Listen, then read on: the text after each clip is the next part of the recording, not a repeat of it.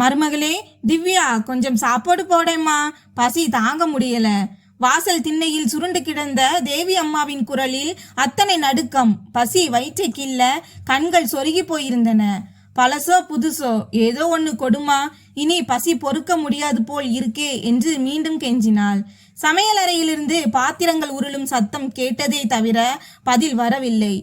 சிறிது நேரத்தில் கையில் ஒரு கிண்ணத்துடன் ஆவேசமாக வெளியே வந்தாள் மருமகள் திவ்யா. அவள் முகத்தில் அப்படி ஒரு எரிச்சல். கையில் வைத்திருந்த அலுமினிய கிண்ணத்தை திண்ணையில் அமர்ந்திருந்த மாமியாரின் முன் நீட்டினாள். அதுவும் ஒரு உடைந்த கிண்ணம். இந்தா தின்னு தொலை, 80 வயது ஆச்சு, ஆனாலும் பசி மட்டும் அடங்க மாட்டேங்குது. நீ போய் சேர்ற வரைக்கும் என்னையும் என் புருஷனையும் நடுத்தருவில் நிப்பாட்டாம போக மாட்ட போல் இருக்கு என்று கத்திக்கொண்டே அந்த கிண்ணத்தை தேவி அம்மாவின் முன் வீசினாள்.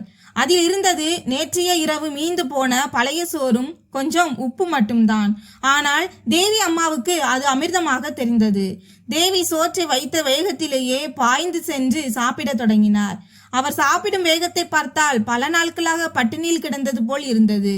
அந்த பழைய சோற்றின் ருசியை விட அவருடைய பசி மிகவும் பழமையானது போல. அவர் ஆவலோடு சாப்பிடுவதை பார்க்க பார்க்க திவ்யாவுக்கு எரிச்சல் ஏற்பட்டது. சற்றென்று குனிந்து தேவி அம்மாவின் கையில் இருந்த கிண்ணத்தை தட்டிவிட்டாள். ஐயோ என்று அலறினார் தேவி அம்மா. சோறு மண்ணில் சிதறியது. திவ்யா முறைத்து பார்த்துவிட்டு உள்ளே சென்றுவிட அந்த தாய் மண்ணோடு மண்ணாக கிடந்த அந்த சோற்று பருக்கைகளை தன் நடுக்கம் கண்ட கைகளால் பொறுக்கி சாப்பிட தொடங்கினார். தன்மானத்தை விட பசி கொடியது அல்லவா? மாலை நேரம். தேவி அம்மா தனது பழைய கட்டிலில் சோர்ந்து போய் உட்கார்ந்திருந்தார். அப்போது பள்ளி முடித்து வந்த பேரன் கவின் கையில் ஒரு தட்டு நிறைய சூடான பஜ்ஜிகளை வைத்து கொண்டு போனை நோண்டியபடியே பாட்டியின் அருகில் வந்து அமர்ந்தான். பாட்டி, என்ன பண்ற? பஜ்ஜியின் வாசம் தேவி அம்மாவின் மூக்கை துளைத்தது. எத்தனையோ மாதங்கள் ஆகிவிட்டது இப்படி ஒரு பலகாரத்தை சாப்பிட்டு நாவில் எச்சில் ஊறியது. ஆனால் காலையில் நடந்த சம்பவம் நினைவுக்கு வர பயத்தில் முகத்தை திருப்பிக் கொண்டார். பாட்டி, ஒன்னே ஒன்று எடுத்துக்கோயேன் என்று கவின் அன்பாக கூறினான். வேணாம் ராசா, எனக்கு வேணாம் என்று அவர் மறுக்க கவின் விடாப்பிடியாக ஒரு பஜ்ஜியை அவர் வாயில் திணித்தான். அந்த சுவை நாவில் பட்டதும் தேவி அம்மாவின் முகத்தில் அப்படி ஒரு நிம்மதி. கண்களை மூடி அந்த தருணத்தை ருசித்தார். ஆனால் அந்த மகிழ்ச்சி ஒரு நொடி கூட நீடிக்கவில்லை. திடீரென்று யாரோ தன் தலைமுடியை கொத்தாக பிடித்து இழுப்பதை உணர்ந்தார். வலி தாங்காமல் அலறிக்கொண்டு கண்களை திறந்தாள். எதிரே ருத்ர தாண்டவம் ஆடிக்கொண்டிருந்தாள் திவ்யா. அதற்குள் கவின் பயந்து போய் ஓடிவிட்டான். ஏண்டி கிழவி, எவ்வளவு திமிர் உனக்கு என்று கத்தியபடியே முடியை பிடித்து இழுத்து அவரை கீழே தள்ளி சரமாரியாக தாக்கினாள். அடிக்காதம்மா, இனிமே சாப்பிட மாட்டேன், சத்தியமா இனிமே கேட்க மாட்டேன், ஒன்னே ஒண்ணுதான் சாப்பிட்டேன் என்று தேவி அம்மா கதறினார். இவ்வளவு நாளா என் உசுரை வாங்குறது பத்தாதுன்னு நான் போட்ட கோட்டையும் தாண்டறையா? இன்னைக்கு உன் எலும்பை முறிக்கல, என் பேரு திவ்யா இல்லை என்று கூறி அடித்தாள். அடித்து ஓய்ந்ததும் இன்னைக்கு ராத்திரி முழுக்க உனக்கு சோறு கிடையாது, பசியில கிடந்து சாவு என்று சொல்லிவிட்டு உள்ளே சென்றாள். அடிபட்ட வலியோடும் அவமானத்தோடும் தேவி அம்மா மீண்டும் தன் கட்டிலில் சுருண்டு படுத்து கொண்டார். வெயிலோ மழையோ குளிரோ அவருக்கு இந்த திண்ணைதான் உலகம். வீட்டிற்குள் நுழைய அனுமதி இல்லை. அங்கு சுற்றும் ஈக்களிடம் பேசிக் கொள்வதை தவிர அவருக்கு வேறு ஆறுதல் இல்லை. அவரது மகன் மணிகண்டன் தினமும் அந்த வழியாகத்தான் கடைக்கு செல்வான். பெற்ற தாய் வாசலில் அனாதையாக கிடப்பதை பார்த்தும் பார்க்காதது போல் செல்வான். ஒரு வார்த்தை நலம் விசாரித்தது கிடையாது. ஆனால் இந்த திவ்யாவுக்கு மட்டும் ஒரு விசித்திர குணம் உண்டு. தேவி அம்மாவின் மகள்கள் யாராவது விருந்திற்கு வந்தால் மட்டும் மாமியாரை தாங்கிக் கொள்வாள். அத்தை அத்தை என்று உருகி வழிவாள். மகள்கள் கிளம்பிய மறுநொடியே அந்த பாச நாடகம் முடிந்துவிடும். நடந்த உபசரிப்புக்கு வட்டியும் முதலுமாக வசூல் செய்து விடுவாள். இதை மகள்களிடம் சொல்ல தேவி அம்மா எத்தனையோ முறை நினைத்திருக்கிறார். ஆனால் இதை சொன்னால் திவ்யா தன்னை வீட்டை விட்டே துரத்தி விடுவாளோ? அப்புறம் மகள்களின் வீட்டில் போய் சுமையாக இருக்க வேண்டும் என்ற பயம் அவர் நாவை அடக்கிவிடும். பெண்ணை பெற்ற பாவத்திற்காக பிறந்த வீட்டிலேயே அகதியாக வாழ்ந்து கொண்டிருந்தார். மறுநாள் காலை தேவி அம்மாவுக்கு ஒரு மகிழ்ச்சியான செய்தி கிடைத்தது. அவரது இளைய மகள் வசந்தி ஊரிலிருந்து வருகிறாளாம். அந்த செய்தியை கேட்டதும் அவர் முகம் மலர்ந்தது. அப்பாடா, 1 வருஷத்துக்கு அப்புறம் என் பொண்ணு வர்றா, அவ வந்தா கண்டிப்பா எனக்கு வயிறார நல்ல சாப்பாடு கிடைக்கும் என்ற சின்ன ஆசை அவருக்கு. கடைசியாக வசந்தி வந்தபோதுதான் அவர் ருசியாக சாப்பிட்டது. திண்ணையில் உட்கார்ந்து மகள் வருகையை எதிர்பார்த்து காத்திருந்தார் தேவி அம்மா. ஆனால் உள்ளே திவ்யாவோ, இவங்களுக்கு வேற வேலையே இல்லையா? அடிக்கடி மூட்டையை கட்டிக்கிட்டு வந்துடுறாங்க. இப்ப இவளையும் கவனிக்கணும், கூடவே அந்த கிழவிக்கும் பணிவிடை செய்யணும். என் நேரம் பேசாம இந்த கிழவிக்கு சோத்துல விஷத்தை வச்சு கொன்னாத்தான் எனக்கு நிம்மதி கிடைக்கும் போல என்று பாத்திரங்களை உருட்டியபடியே தனக்குத்தானே புலம்பிக் கொண்டிருந்தாள். சோற்றுக்கு தண்டம் பூமிக்கு பாரம் என்று திவ்யா உள்ளுக்குள் சபித்து கொண்டிருக்க அந்த நாளும் வந்தது. மாலை நேரத்தில் வருவாள் என்று எதிர்பார்த்த வசந்தி யாருக்கு முன்னறிவிப்பு கொடுக்காமல் மதிய வேளையிலே வந்து நின்றாள். தன் வருகை அண்ணனுக்கும் அன்னைக்கும் ஒரு இன்ப அதிர்ச்சியாக இருக்கட்டும் என்று நினைத்திருந்தாள் அவள். ஆனால் அதிர்ச்சி காத்திருந்தது அவளுக்குத்தான். வீட்டு வாசலை மிதித்ததுமே சுட்டெரிக்கும் வெயிலில் ஈக்கள் மொய்க்க திண்ணையில் சுருண்டு கிடந்த தன் தாய் தேவி அம்மாவை பார்த்து அதிர்ந்து போனாள் வசந்தி. அம்மா, என்ன ஆச்சுமா? ஏன் இப்படி வெளியில படுத்திருக்க? உள்ளே ஃபேன் காத்துல படுக்காம இந்த அக்னி வெயில்ல கிடக்கிறியே என்று பதறினாள். மகளின் குரல் கேட்டதும் தேவி அம்மா திடுக்கிட்டு எழுந்தாள். ஒண்ணுமில்ல தாயி, உள்ளே ஒரே புழுக்கமா இருந்துச்சு, அதான் காத்தாட வெளியில வந்து படுத்தேன். ஆனா நீ எப்படி இவ்வளவு சீக்கிரம் வந்த என்று பேச்சை மாற்ற முயன்றாள். அதற்குள் சத்தம் கேட்டு வெளியே ஓடி வந்த திவ்யா வசந்தியையும் மாமியார் தேவியையும் ஒன்றாக பார்த்ததும் ஒரு கணம் ஆடி போனாள். ஆனால் அடுத்த நொடியை சுதாரித்து கொண்டு முகத்தில் ஒரு செயற்கை புன்னகையை வரவழைத்தாள். வாமா வசந்தி, என்னம்மா சொல்லாம கொள்ளாம வந்து நிக்கிற, அதுவும் இந்த உச்சி வெயில்ல என்று குலைந்தாள். ட்ரெயின் சீக்கிரம் கிடைச்சிடுச்சு அண்ணி, அதான் வந்துட்டேன். ஆனா அண்ணி, உள்ள ஃபேன் ஓடுது, ஆனா அம்மாவை ஏன் இந்த வெயில்ல படுக்க வச்சிருக்கீங்க என்று வசந்தி சற்றே கோபமாக கேட்டாள். திவ்யா சற்றும் தளராமல், அதானே எனக்கும் அதுதாமா கவலை. உங்க அம்மா எவ்வளவோ பிடிவாதக்காரி தெரியும்ல, என்ன சொன்னாலும் கேட்க மாட்டாங்க. வயசான காலத்துல குழந்தை மாதிரி அடம் பிடிக்கிறாங்க. நான் எவ்வளவோ சொல்லியும் கேட்காமல் எனக்கு வெளியே தான் காத்து வருதுன்னு வந்து படுத்துக்கிறாங்க என்று கூசாமல் பொய்யை சொன்னாள். ஆமா வசந்தி, மருமக சொல்றது நிஜம்தான். நான் தான் பிடிவாதம் பிடிச்சேன் என்று தேவி அம்மாவும் வேறு வழியின்றி தலையாட்டினார். வீட்டிற்கு வந்த வசந்தி, அண்ணி, ஒரு முக்கியமான விஷயம் சொல்ல மறந்துட்டேன். நாளைக்கு அக்காவும் வர்றாங்க. அப்பா சாகுறதுக்கு முன்னாடி சொத்தை நம்ம 3 பேர் பேர்லயும் எழுதி வச்சார்ல. ஆனா அம்மாவையும் அப்பாவையும் இவ்வளவு நாளா அண்ணனும் நீங்களும் தான் கஷ்டப்பட்டு பாத்துக்கிட்டீங்க. அதனால நானும் அக்காவும் ஒரு முடிவெடுத்திருக்கோம். எங்க பங்கு சொத்து எல்லாத்தையும் அண்ணன் பேரிலேயே எழுதி வச்சிடலாம்னு இருக்கோம். பெத்தவங்களை தாங்குற தர்மவானுக்கு தானே அந்த சொத்தும் சேரணும் என்றாள். இதை கேட்டதும் திவ்யாவுக்கு தலைகால் புரியவில்லை. மனதிற்குள் லட்டு சாப்பிடுவது போல் இருந்தது. அப்பாடா, இத்தனை நாளா இந்த கிழவியை சுமந்ததற்கு ஒரு நல்ல பலன் கிடைக்க போகுது என்று மனதிற்குள் கணக்கு போட்டாள். ஆனால் தேவி அம்மாவுக்கோ நெஞ்சு வலித்தது. என் மகள்கள் எவ்வளவு வெள்ளந்தியாக இருக்கிறார்கள். தன் அண்ணனும் அண்ணியும் என்னை நடத்தும் விதம் தெரிந்தால் சொத்தையாவது தங்கள் பெயரில் வைத்துக்கொண்டு என்னை காப்பாற்றுவார்களே. ஆனால் உண்மையை சொன்னால் நான் மட்டுமல்ல, என் மகள்களும் அசிங்கப்பட நேரிடுமே என்று மௌனமாக அழுதார். இரவு நேரம். வாமா, இன்னைக்கு என் கூடவே படுத்துக்கோ என்று வசந்தி தாயை தன் அறைக்கு அழைத்து சென்றாள்.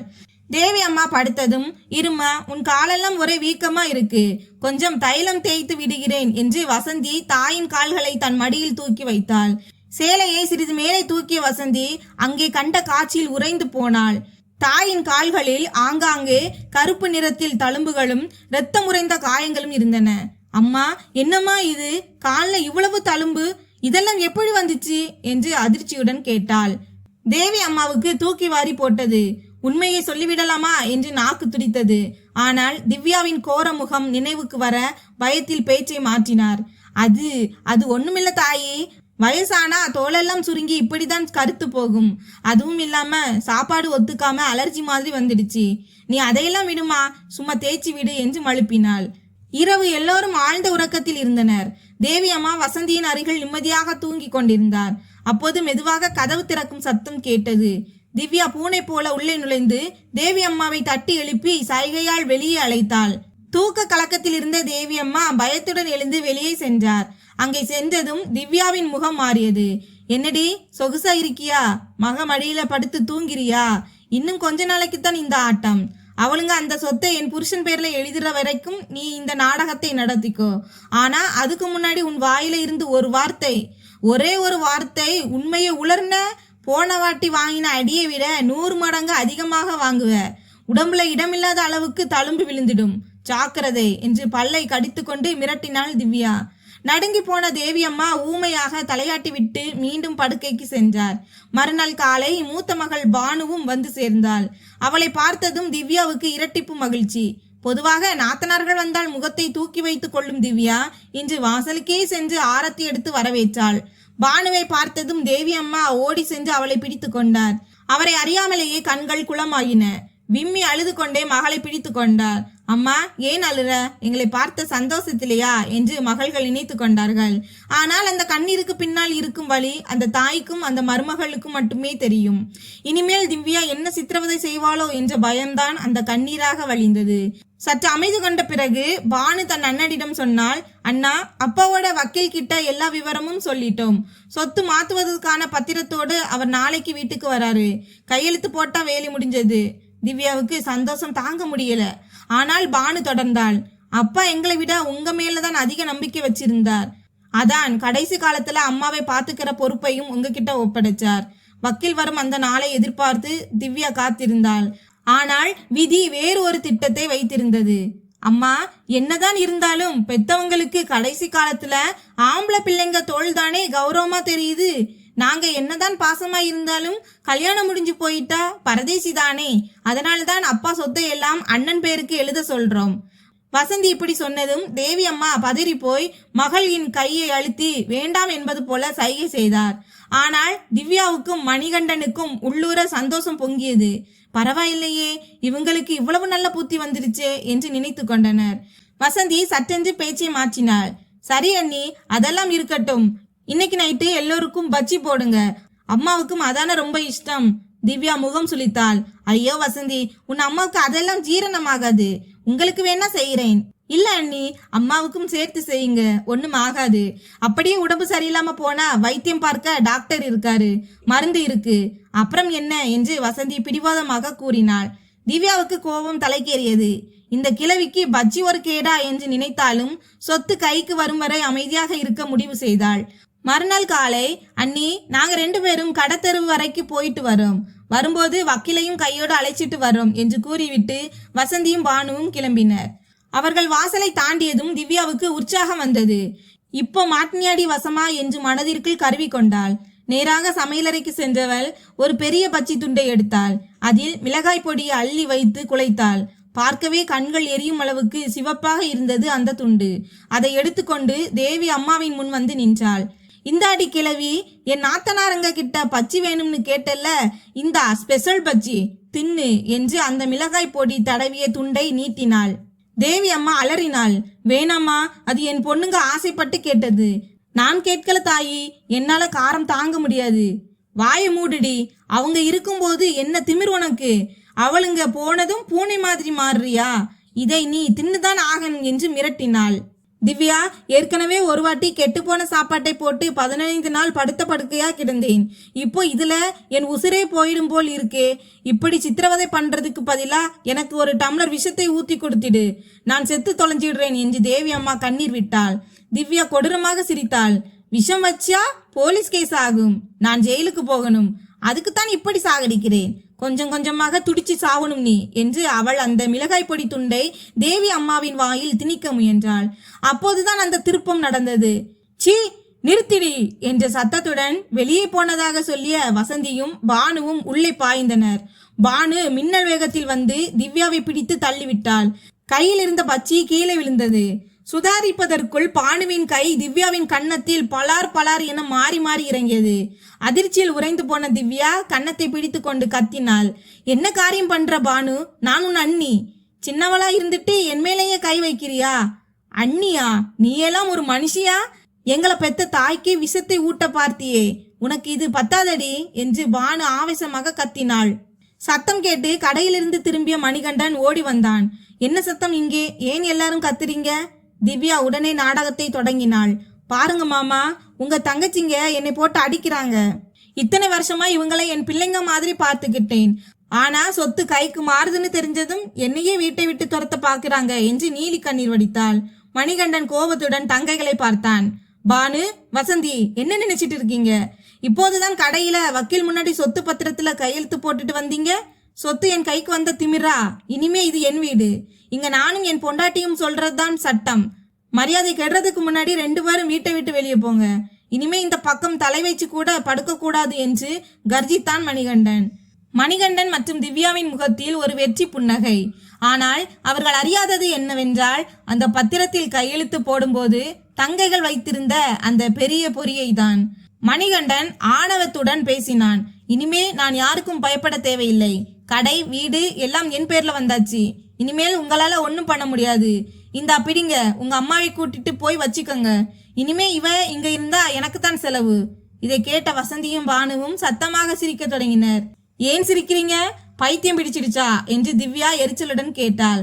வசந்தி சிரிப்பை அடக்கி கொண்டு கூறினாள், அண்ணி, உங்க மூளை அண்ணனை விட வேகமாக வேலை செய்யுதுன்னு நினைச்சோம். ஆனா இவ்வளவு முட்டாளா இருப்பீங்கன்னு நினைக்கல. நாங்க கடையில வச்சு கையெழுத்து வாங்கினதுக்கு காரணமே வேற. என்ன சொல்ற? மணிகண்டன் அதிர்ச்சியுடன் கேட்டான். அண்ணா, நீங்க அம்மாவை கொடுமைப்படுத்துற விஷயம் எங்களுக்கு நேத்து நைட்டு தெரியல.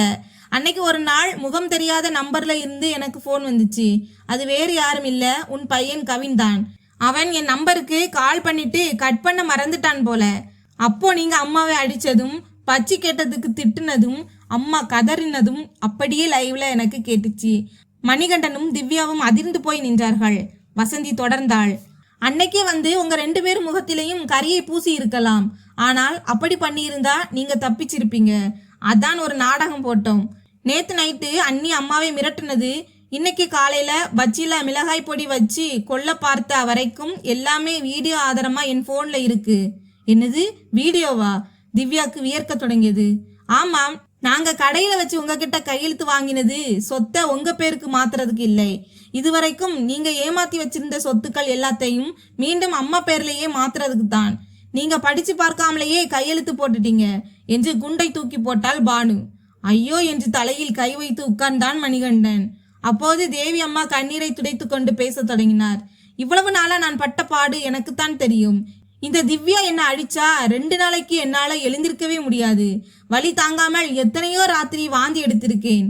குரல் உடைந்து தேம்பினார் அந்த தாய். நான் சின்ன வயசுல இவங்களை வளர்க்கும் போது நான் அடிச்சு இவங்க உடம்புல தழும்பு வந்தா என் மனசு பதைக்கும். ஆனா இன்னைக்கு பெத்த தாயை அடிச்சு உடம்பு முழுக்க ரணமாக்கி இருக்காங்களே, இவங்களுக்கு மனசாட்சி உறுத்தலையா? மணிகண்டன் தலை குனிந்து நின்றான். தேவி அம்மா தொடர்ந்தாள். திவ்யாவாவது பரவாயில்லை, பெத்த மகன் என் மணிகண்டன் போன வாரம் இரும்பு வாளியால் என் தலையில் அடிச்சான். மண்டை ஓடை உடையிற மாதிரி சத்தம் கேட்டுச்சு. அப்பவும் சாகலையேன்னு நினைச்சேன்.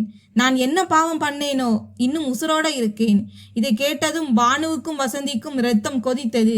இனிமே இவங்களை சும்மா விடக்கூடாது. போலீஸ் வாசல்ல நிக்குது. இனிமே மிச்ச காலத்தை இவங்க கம்பி எண்ணிக்கிட்டே கழிக்கட்டும் என்றாள் பானு. போலீசார் உள்ளே நுழைந்து மணிகண்டனையும் திவ்யாவையும் கைது செய்து இழுத்து சென்றனர். அம்மா, மன்னிச்சிடுமா என்று அவர்கள் இருவரும் கதறியதை தேவி அம்மா ஏறெடுத்தும் பார்க்கவில்லை. வீடு அமைதியானது. அம்மா, இனிமே நீங்க இங்க தனியா இருக்க வேண்டாம், என் கூட வந்துடுமா என்று வசந்தி அழைத்தாள். தேவி அம்மா மெதுவாக எழுந்து நின்றாள். அவர் முகத்தில் இப்போது ஒரு புது பொலிவு. வேணாம் தாயி, இத்தனை வருஷமா அடிமை மாதிரி வாழ்ந்துட்டேன். இப்போதுதான் எனக்கு சுதந்திரம் கிடைச்சிருக்கு. என் வீட்டுல என் அறையில் எனக்கு பிடிச்சதை சமைச்சு சாப்பிட்டுட்டு ராணி மாதிரி இங்க இருக்க போறேன். என்ன, என் போக்குல விட்டுடுங்க என்று ஒரு சிறு குழந்தையை போல் சிரித்தார். அவர் சிரிப்பை பார்த்து மகள்களின் கண்கள் சந்தோஷப்பட்டன. 5 வருடங்களுக்கு பிறகு சிறை தண்டனை முடிந்து மணிகண்டனும் திவ்யாவும் வீடு திரும்பினர். வாசலிலேயே காலில் விழுந்து கதறினர்.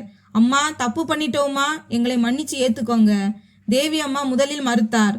பட்ட காயம் மாறிடும், ஆனால் பட்ட அவமானம் மாறாது என்றார் தீர்க்கமாக. ஆனால் மகள்கள் இருவரும், பரவாயில்லம்மா, திருந்தனவங்களை ஏத்துக்கிறது தானே தாய்க்கு அழகு, அவங்களுக்கு ஒரு வாய்ப்பு கொடுங்க என்று கூறினார். கடைசியில் தாய் உள்ளம் இறங்கியது. சரி, ஆனால் இனிமே பழைய மணிகண்டனா திவ்யாவா இருக்கக்கூடாது. புதுசா வாழ்க்கையை தொடங்குங்க என்று அவர்களை மன்னித்து ஏற்றுக்கொண்டார்.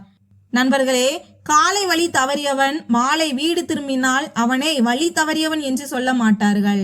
ஆனால் செய்த வினைக்கான தண்டனையை அனுபவித்த பிறகுதான் அந்த மன்னிப்பும் அர்த்தமுள்ளதாக இருக்கும். இந்த கதை உங்களுக்கு பிடித்திருந்தால் வீடியோவை லைக் செய்து சேனலை சப்ஸ்கிரைப் செய்து கொள்ளவும். நன்றி.